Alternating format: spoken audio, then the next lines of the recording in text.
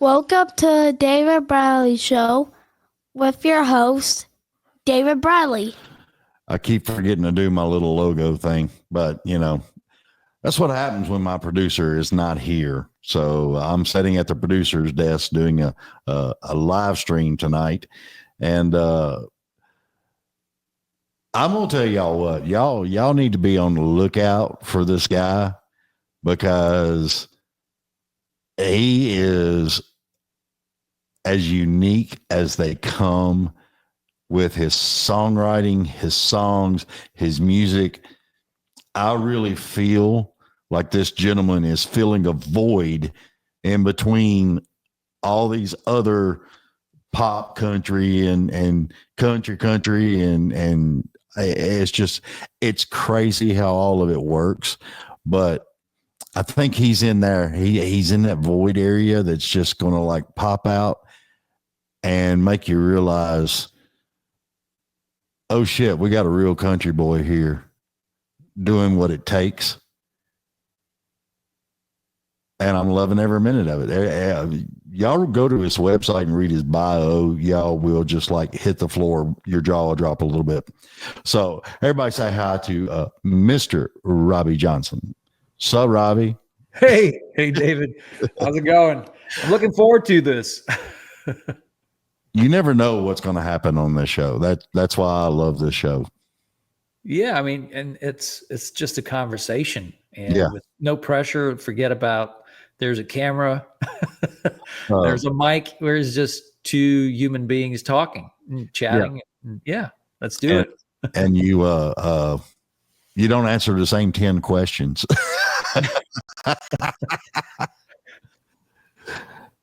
It gets crazy, man. No, but I'm hoping I do get the studio down there in Nashville because we're going to make it fun for y'all to come in and hang out with us. And usually Caitlin, the producer, is here. She's fighting traffic. She's like, yeah, I ain't going to make it. And I'm like, yeah, I didn't think you would. Because I'm in Portland, Tennessee. You're like an hour and 15 minutes away from me or something like that. But you add all that traffic. Yeah. Especially Friday night traffic. Dude. Oh, yeah. It don't go hardly anywhere. Yeah, sometimes we go to the Preds, and for some reason we forget about the traffic, so we miss the warm-ups and all that, and we have to grab a bite real quick and get to the arena. So there's traffic, more and more traffic. It is insane. I mean, it's up on this side, on the north side of 65, they're putting those 3 lanes in all the way to Kentucky. And it just makes it worse. Really? Because of the construction or? All the construction, man. Yeah. But I mean, it's good because that part of 65 was kind of dangerous. Every time I go there, I have to go through. I'm like, oh, I'm not too sure. And because people, they know it's going from 3 lanes to 2, and they get crazy and they try to speed and make sure. So, and sometimes you have some trucks. The worst is trucks passing trucks. Oh my God. 18-wheelers passing 18-wheelers. Oh, you got to remember that those trucks, they're all cut at a certain speed. Yeah. And when you get 2 people running about the same speed where they're cut at, they can't do anything. Yeah. You got the one that ain't got no brain that comes out and thinks he can pass the other one. And then you get, to a hill, and it's like, oh my God. It's done. It's like, oh, he's going to have him. He's going to, and then they start being right next to each other again. It's like, oh my God. Yeah. But, I had to deal with that a lot in my life. I was 40 years I was in the music industry doing lights and sound all over town. But during the week, Monday through Friday, I was driving truck. Oh, well, I was a sales rep on the road before I started music. That dream in Nashville. I was going from plants plant to plant, selling industrial products, paper mills, aluminum plants, and all that, and be sometimes stuck in traffic. And or when you're going to get, when you get to a big city and your last appointment is around 4, that it's better to just stay there, grab something to eat, wait until 7:30 and then head back home, because if you leave at 5, you're going to get home the same at 9, the same thing. And that if you stayed. And see, people don't realize too, those sales jobs like that and everything, dude, it's a lot of daggone stress. Oh yeah, it's a lot of stress. But I would say music business is even worse. You have no guarantees of nothing. And when you're an artist, you don't have any guarantees at all. You're as good as the last thing you released. I mean, you can, there's a lot of overnight success or, one hit wonders, that have all this staff that they hired thinking, it would continue. And then it just stops. And, so it's scary. It's very scary, but, I mean, sales rep on the road, it is some stress. And, I would leave very, very early. Like I would wake up at 4 a.m., get in the car, drive all the way to the city I was going to work in, get a nice breakfast, relax, and start the day the right way, and then spend the whole day over there and then come back late at night.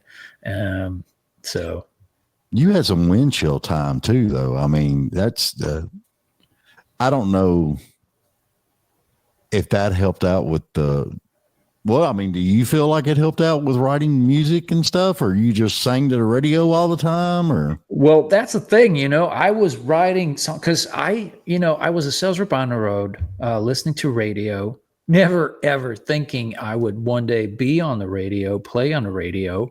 Right. But I was just, and I'm a very creative guy. So, in fact, I was a sales rep on the road. That was my life. Right. I wasn't playing in bars, over the weekends and doing all that. I was really just a sales rep on the road.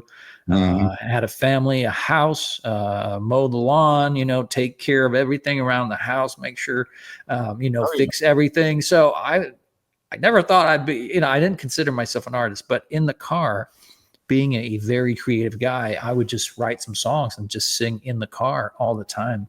Yeah. So it did help. And the fact that I was in sales also helped me, because when you're an artist, that's all you do. That's you're just selling yourself, you become the product. And it's funny, because when I started music, I was like, yes, I'm out of sales. It's over. all these nights, when I would come back home and say, I hate these products. They stink. And, but now I come back home and like, well, I'm the product. Yeah. It's kind of hard to complain about yourself. Yeah.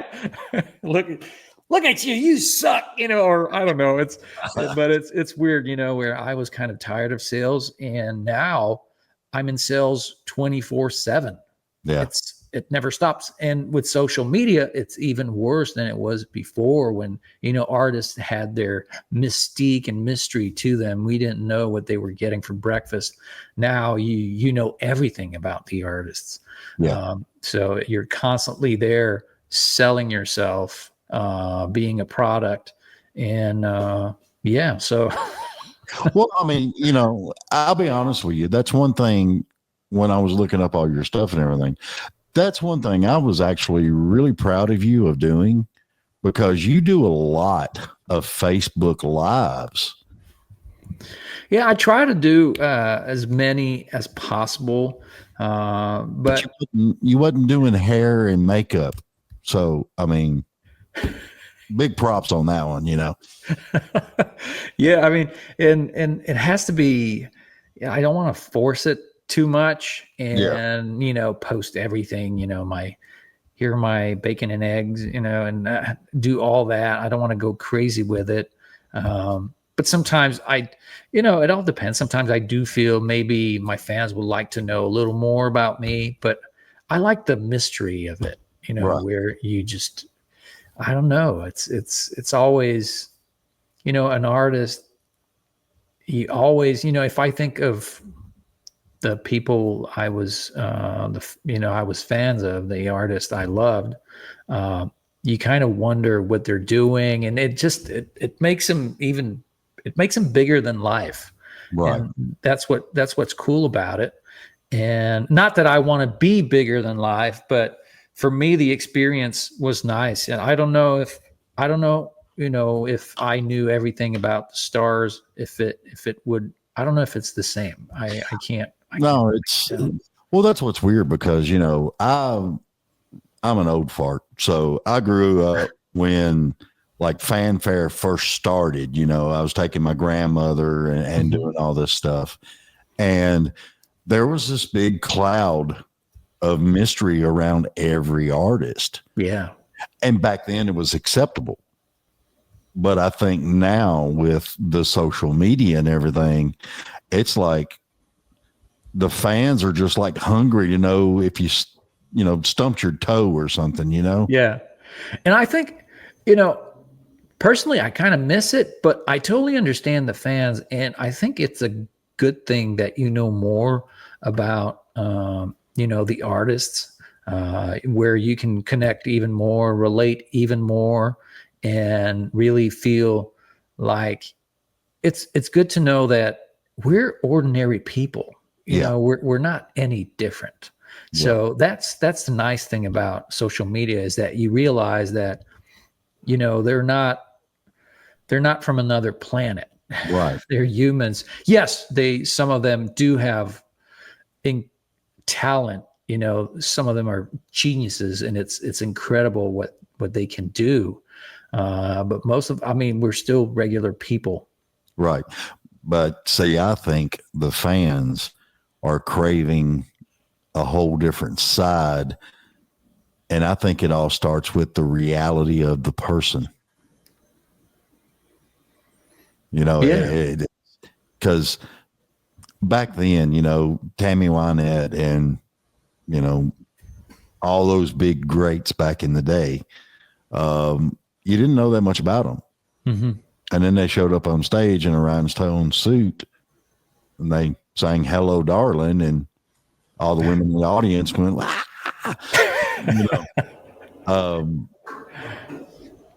I think now I think with the technology and everything that's grown, I think they're wanting more of a realism to the person. I think they're wanting to connect more on a realistic level. Totally. I was talking to, I had Wade Jennings on the show, and he was telling me the one thing that he loves the most, he doesn't care how long it takes after his show's done. He'll go to the merch table and he'll take pictures and he'll talk to people and really connect with the fans, and he loves that crap. Well, it's funny you say that, because that's probably the favorite part of my show. My shows is after, the meet and greet and signing the autographs and talking, chatting, and getting to know the fans. I just love it, to a point where the band, they're like, well, we've done a 2 hour, a half an hour and a half set, and then we just leave, and we want to party with you. We want to celebrate the great show and all that, but you're with the fans. And so I miss that. I often miss that time with the band. And but I really love, I just love it. I love to get to know the fans and chat. And it's probably my favorite moment. I love that. That's but see, back in the day, you didn't have meet and greets after a show. No. My father-in-law was a huge fan of Kenny Rogers. Right. And he came to town to do a show, and people were going crazy. But he got off the plane, went on stage, did his set, very short set, not an hour and a half, not even an hour.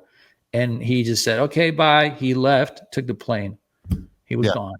And my father-in-law, he really didn't appreciate that. It's like, oh, I could imagine, dude. What was that all about? I mean, come on, we're huge fans, and you don't even do the full show, and you just disappear, and you don't talk to us, and he just went through all the songs, and boom, he left. No conversation, no interaction. Just let's do the music, and then boom, let's leave. Yeah. So that was weird. That was really weird. So that's not me. I even do. That's funny. I even do a light check. Bands do a sound check. I do a light check. I want to make sure I want to see people's faces. Yeah. And because I cannot pretend to point fingers and say, hey, to people I don't see. I'm not like that. I got to see them. I got to see the energy. I got to see, are they in it? Are they having a good time?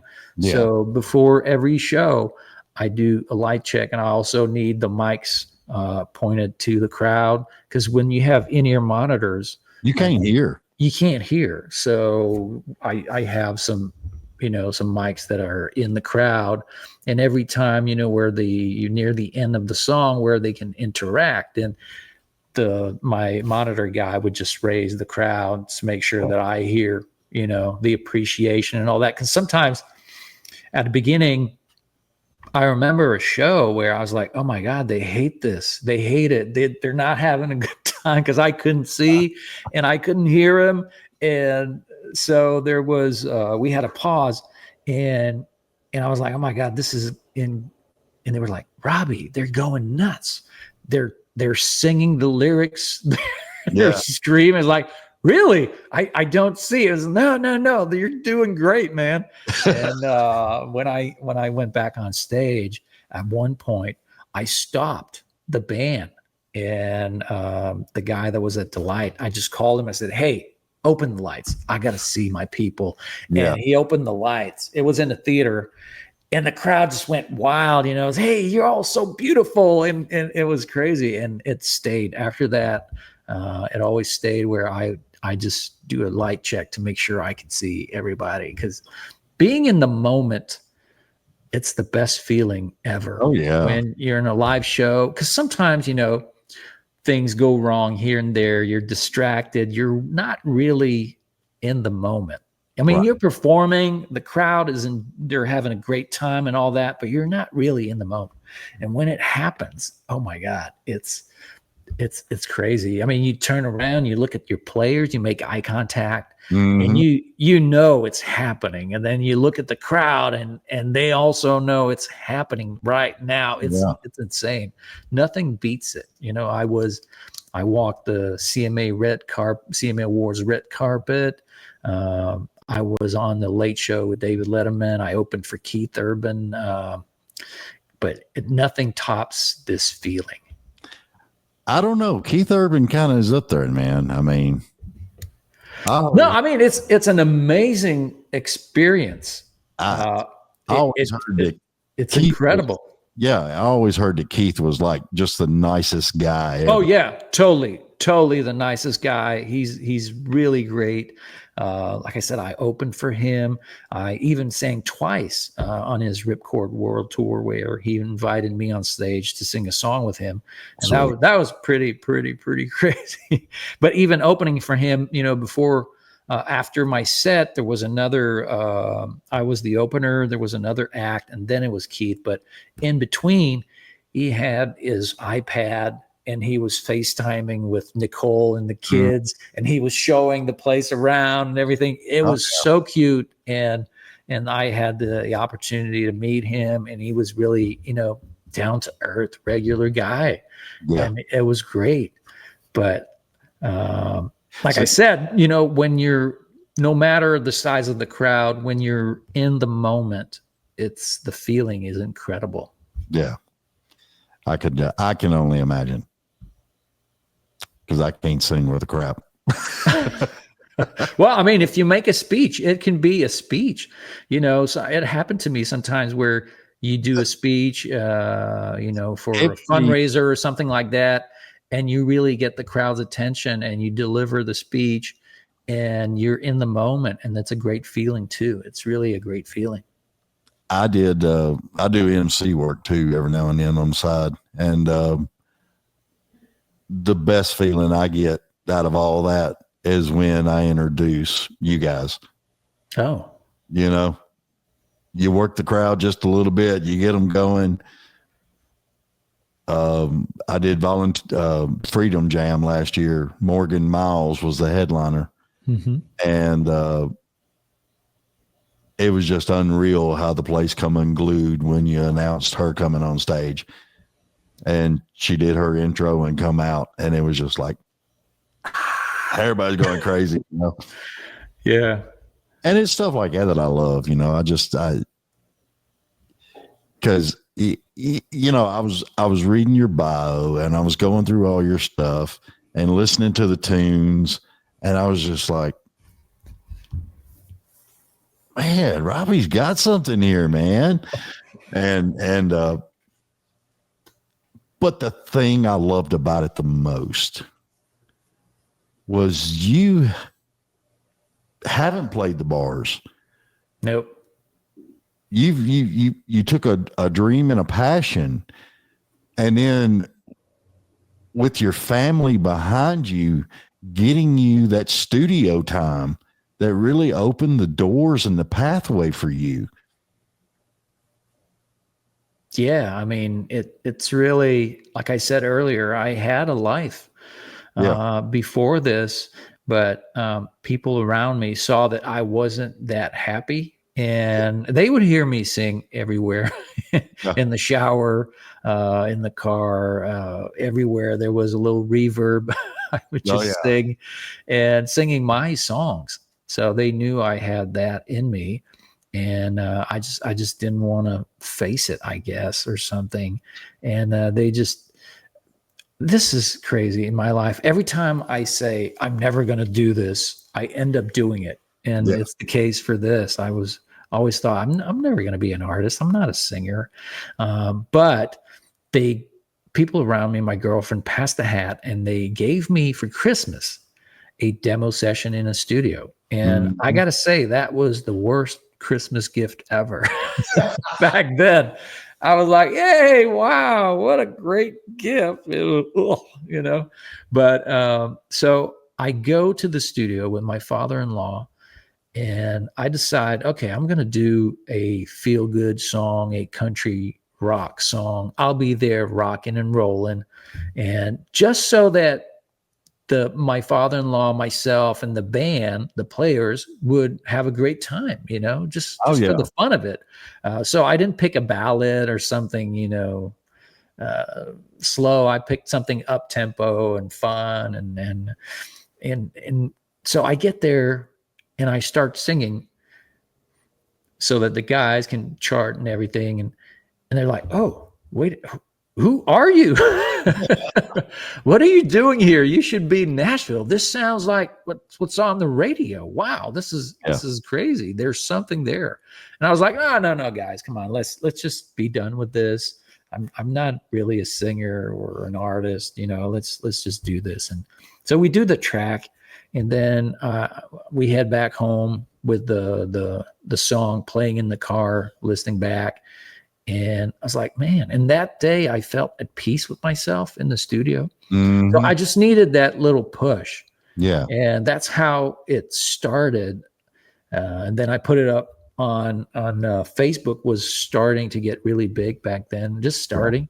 It's about 10 years ago.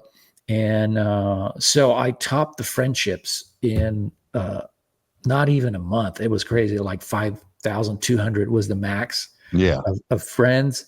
And I topped it really, really quick with that song, I'll Be There Rocking and Rolling. And I had some fans from all over the world, Australia and everywhere. And they really loved it. And some people started reaching out to me, producers that wanted to produce me.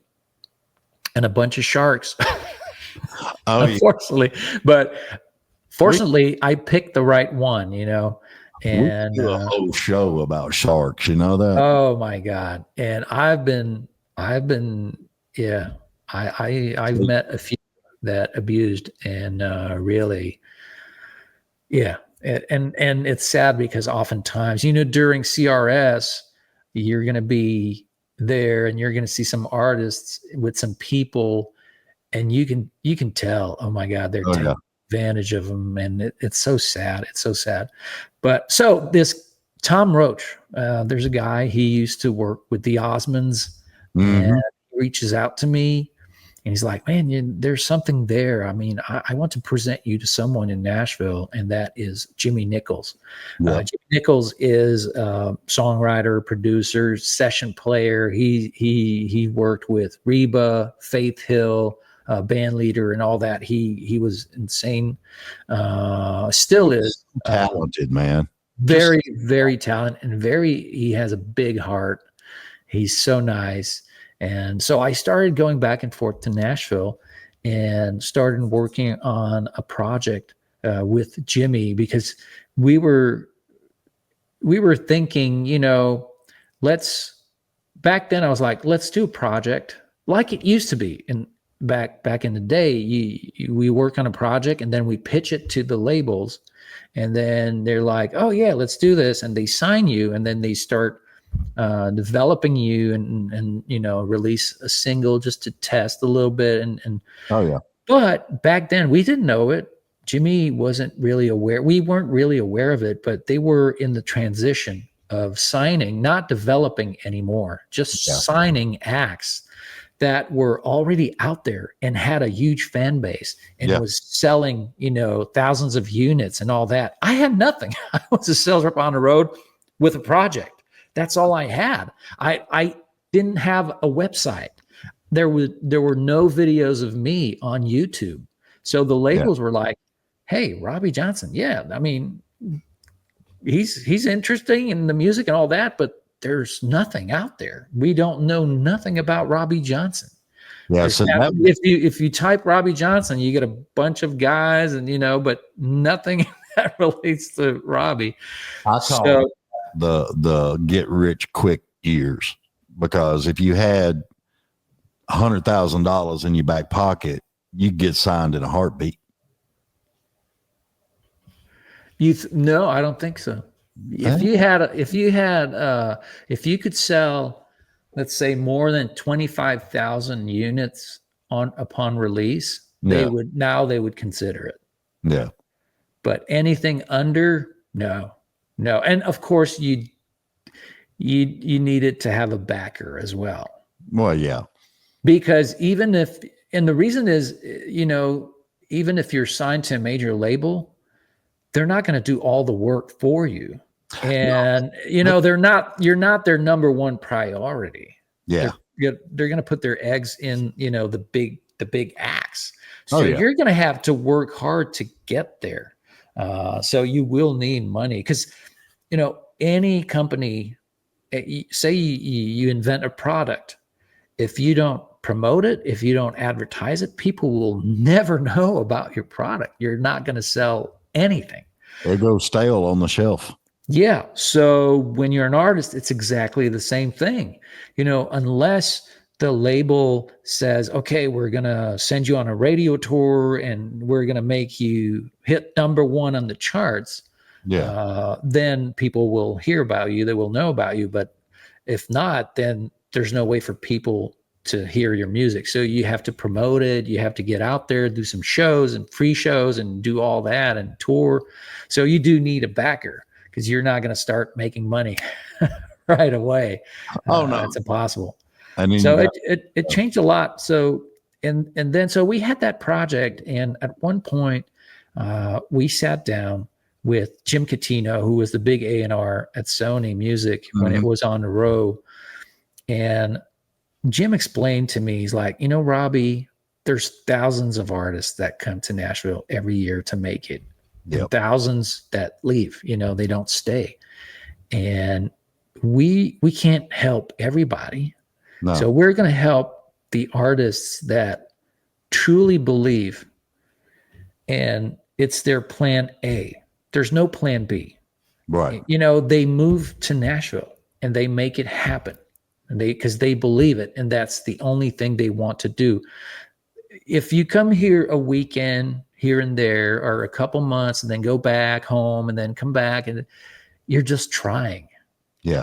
So nobody's going to help you if you're just trying. You got to commit 100% and move to Nashville. So that's when we decided to move to Nashville, and awesome. Then decided to release a single, and then the music video. And it's funny because even Jimmy was like, Robby, you're not going to play on the radio. You're not going to be on TV. But coming from sales, I was like, the sky's the limit, Exactly. And nobody knows anything about Robby. So just let's release Robby for the world to know who Robby is. So we released the single, sent it to radio, and then the music video, shot a music video in Jamaica. Oh, that was so horrible. But I mean, Jamaica, man. I mean, yeah. Oh, there are some big crocodiles over there. I can imagine. Oh yeah. And but I released the music video, and it's funny because one of a big head that worked with Sony was like, what are you doing? You don't shoot a music video until you're top 30 on Billboard. But I was like, I'm an indie artist. How am I going to get top 30 on Billboard? Explain to me, how am I supposed to do that, without a major label behind me? It doesn't make any sense. So I released the music video, and it starts getting viral. And then radio plays my single, and they send the listeners to watch the music video, which creates even more traction, even more shares. And so it became viral. And I got a top 18 on, it was Music Row Country Breakout Chart, but still, as an indie, that was really, really an accomplishment. Well, yeah. And at the same time, I had a publicist, Elaine Schock, who worked with Toby, and she worked with Willie Nelson out of LA. And the first press release that she sends out, The Late Show wants me. Mm-hmm. David Letterman wants me on The Late Show. So it's surreal. So, Jimmy was telling me a few months before, you're never going to be on the radio. It's all the slots are taken, the major labels, everything is decided months in advance. Oh yeah. And it's true. And also you're not going to be on TV. And here I am. My first big show is The Late Show. Yeah. I had never done local TV. I just primetime Late Show with David Letterman. I still don't believe it, but it's crazy. Yeah. But I tell everybody, you've got to get it in your head. If you can visualize it and project yourself in that direction, that's the direction you'll go. Yeah. If you got to believe it to make it happen. And the fact that I was in sales and not putting any barriers, walls in front of me, it just happened. Yeah. And we found clever ways of making it happen. I was trying to get a good radio promotion company to work the single to radio. Mm-hmm. But nobody knew Robby Johnson. And and it's funny because back then, it was a good move and a bad move. We had a billboard in Nashville, a billboard with my face on it and the title of the single and all that. And that's how the radio promoter, she saw me on the side of the road. So when I knocked on the door, it's like, oh, you're Robby Johnson. I saw your billboard, and she agreed to promote my single to radio, and they made an amazing job and got me the top 18. That's impressive. Yeah. And back then, a lot of people were telling me, Robby, what are you doing? You can't put up a billboard with your face on it. You can't put your face on a billboard. And part of the industry didn't like it. They're like, he didn't pay his dues. What is he doing up there? But today, every artist has a billboard downtown. I mean, I was kind of the first to do it, and it's funny because now I see artists all the time on billboards now. Well, say I must have been following you because that's all I seen on that Nashville billboard was artists. There was always artists up there and everything else. We were approved and was going to be doing interviews up at CMA Fest. Mm-hmm. I had this intelligent idea. I use that word loosely. Let's put the David Bradley show up there for 1 week, 7 days. Yeah. The week before CMA Fest. I figured I'd catch all kinds of crap because that's not for CEO, for podcasters. It's not for this. How dare you, Yeah. Dude, everybody loved it. Yeah. It's just like, wow, Yeah, I got more people congratulating me, saying, "Wow, that was a good move," and that was nice.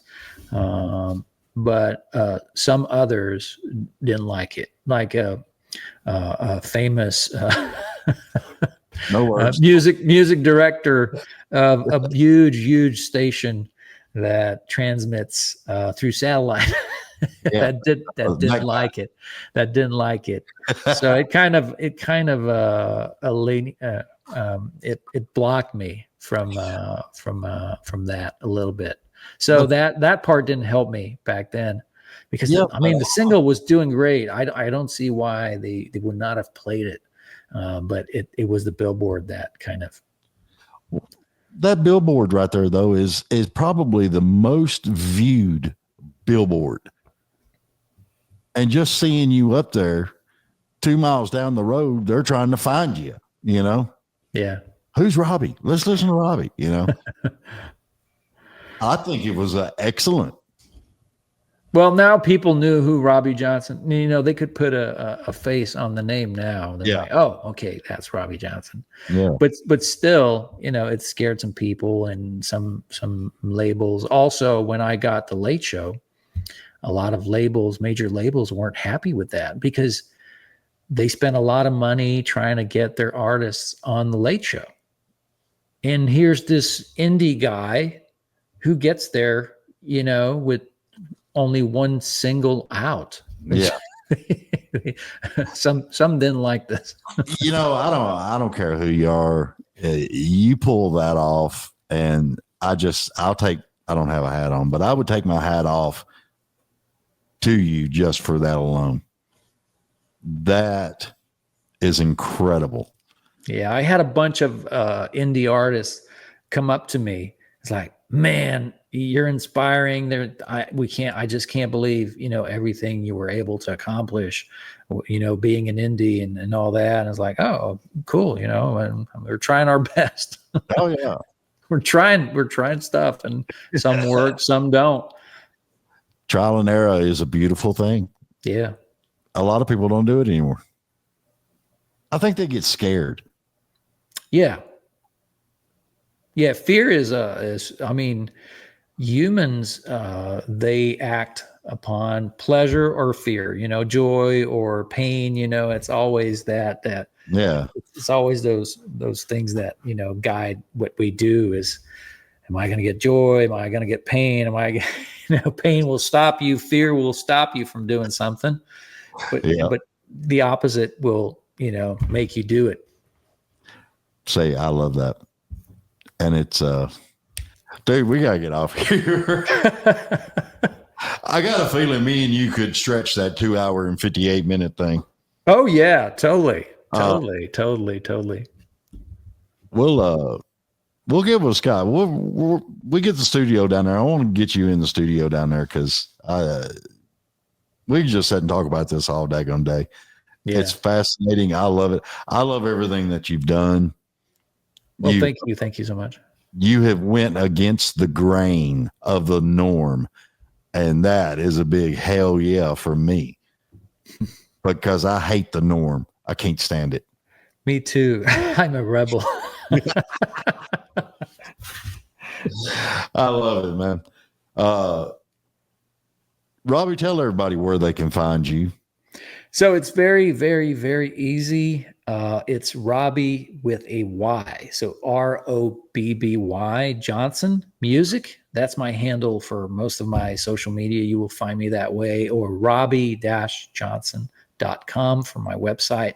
And Robby Johnson on all the DSPs, the digital platforms, Apple Music, Spotify, and all the others. Robby Johnson, you'll find me very, very easily. Awesome. I love it. Dude, kudos to you for everything you've accomplished. And I meant it. Everybody that's listening, you want to break the norm. You want to break the grain. You want to go with somebody that gets you in the feels and gets back to good old Americana is the way I kind of look at it. You know, just the good country American music. Well, the thing is, I don't, when I write, I just, fool around with my guitar, find a chord progression, anything that can inspire me, and I just let it out. Yeah. I'm not manufacturing songs, and that's the thing about right now in Nashville. You kind of feel it when you listen to radio. It's cookie cutter, and it's always the same words and the same themes, and you can tell, oh, I'm pretty sure this song was written by these guys, and you can tell the songwriters from the structures of the songs and the rhymes and all that. And I don't know, I want it to come from here and just let it out. And when I start writing, I don't know what I'm going to write about. I just get inspired and let it out and let the heart speak. And sometimes it's only halfway through the song that I realize, oh, it's about me. It's my life story. Like for my single, my track that I just released, Road I'm On, I started fooling, and then I just said the first line, feels like I'm going uphill since the day that I was born. I had to learn how to run before I ever knew how to walk. Yeah. And I just continued and wrote the song as like, oh, it's about me. It's about my struggle. My parents divorced. My dad abandoned us when I was 5, and it completely shattered me and made a big hole inside of me. And I'm going to carry this all my life down the road. And that's the song, the road, this road I'm on. So, and that connected with probably over 1 million listeners just right there. Wow. I mean, I wish you would, but that's no, I listened to that song and I was just like, dude, because the way you're writing is more of an in touch with a lot of people out there, and it's just about yourself. Yeah. And I mean, like I said, I want it to come from here, and we don't decide, we let it out. We release the music, and it's the people that make it happen. It's not me. It's really the people that make it happen. Even a live show, if I'm standing on a stage by myself playing, nothing's really happening, but if there's people there, they make it happen. Then we create a moment together as, it's like a teamwork. And I was saying that I love the meet and greets. I love it because I love it when I tell people, when people say, oh man, you put out a great show. I was like, I didn't do this by myself. No, you were a part of it. We made this together. If the crowd would not have been in it, talking, not being in it and not giving me energy back, it would not have been the same show. It would have been completely different. So it's really a teamwork. And so that's why I release music, and I just hope that it becomes a soundtrack to people's lives and they connect and they relate to it. But I don't know. It's not like I have a notebook with, oh, this word is very popular. I need to be using this word now. I need to add this and that. And, and well, don't forget, you can do AI now. Yeah, you can do AI. And it's crazy. I was talking with, my producer, Danny Rader, and it's crazy because the publishers, they make money from what plays on the radio, not what plays on TikTok. Yeah. So, and he's like torn because the publisher, they want they kind of have like a list of words. Okay, what's current, what's trending for radio, these themes and all that. So, and he's like, if I write a song with that in mind, no artists are going to want to cut it really, because the artists are focused on TikTok and Spotify. So it's a totally different kind of songs, kind of lyrics, the beat and everything. So there's a disconnect between what the publishers want, what the artists want, and it's a crazy time. So me, I keep it simple. Let's just let it out, from me, and not think about all that. And if people connect, great. If not, well, there's nothing I can do about it. I think you're doing an awesome job, dude. Well, thank you very much. I actually plan on putting you on my playlist. Oh, great. Awesome. Thank you. Thank you so much. Have you heard my Christmas song? No, I have not, but let me put a bee in your ear. We're doing a Christmas special this year. Oh. The one requirement after you come up here and stuff your face and have a couple of shots, you got to sing a Christmas song. That's it. Oh, nice. Well, because I have this Christmas song, "Oh Santa Please," and that's a song that I feel I didn't write it. It was, I feel like it was gifted to me, and it's so weird. There was an evening I was going to bed. I'm feeling upset. I moved my whole family to Nashville. They made a ton of sacrifices, and I had some success, but I never had that song, that career changing, life changing song, that major mainstream hit, worldwide hit. I never had that. So I went to bed feeling like I had let them down. And after all these years, and that's how I went to bed. And the next morning I wake up with the first line of a Christmas song and a melody. I'm like, oh, this sounds like a Christmas song, and the words and everything. And I wasn't planning on writing a Christmas song at all. That was in October. I mean, you track the Christmas songs in July and August, not in October. You're way too late. So this wasn't planned, but I started writing this song, and I had such a good feeling about this song. I was like, man, this song is great, and it's going to change my life. So I write the song, and I'm like, okay, I'm going to make it about a couple, kissing under the mistletoe, making it sweet and all that. Yeah. And I get with my producer, Danny, we cut the track, and then I'm heading back home with the track in the car, and I'm singing along, and I sing the first verse. Yeah, this is good. Then I get to the chorus, it falls flat. It's like, oh, this doesn't feel right. Yeah. Because I was trying to write it about, kissing under the mistletoe and make it all, romantic and everything. And it wasn't working at all. I was like, oh my God, you did it again. You just wrote an okay song. So I get back home, and my wife, she's like, oh, how'd it go? The Christmas song. I was like, oh, okay.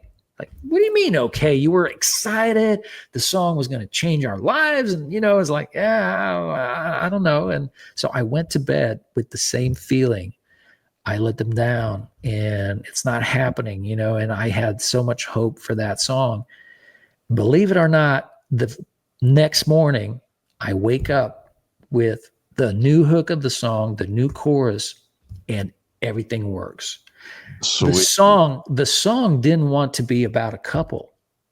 All along from the get-go, it was all about Santa. Yeah. And and even reading, looking at my lyrics, the second verse, like, of course it was about Santa. I mean, and so that's why I feel like it already existed. It was meant to be, and it was gifted to me because I was forcing it to be something else. Nothing was working.